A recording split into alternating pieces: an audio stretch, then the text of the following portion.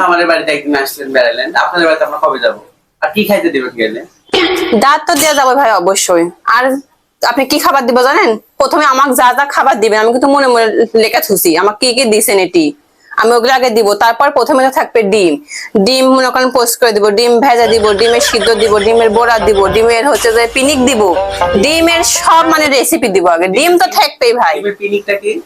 ডিমের পিনিক বলতে কি জানেন? এখনই কব না বাড়ির যায় খাবেন? আচ্ছা বাড়িতে যাই খাবো নি। আচ্ছা ওটা থাক, কিন্তু বুঝতে পারছেন? আপনি- আপনি যাবেন, আমি নিজের হাতে হাঁসের গুস্ত রানবো, খিচুড়ি রানবো, তারপরে আপনারা যা যা খাবেন, যা যা পছন্দ করেন আমি শুনে নেবো, সেগুলো আসলে আমি নিজের হাতে রানবো। আপনি বইয়ের লাগান লয় যে মানুষ আসার কথা শুনে আমি হাত পা জোগায় বসে থাকবো, বুঝতে পারছেন?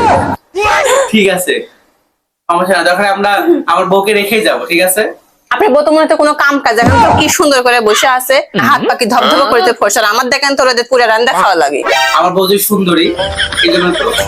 তাই তো আপনার বইয়ের লাগান কপাল তো আমার লয় ভাই, আমার ওদের পুরো রান্না করা লাগে। ঠিক আছে।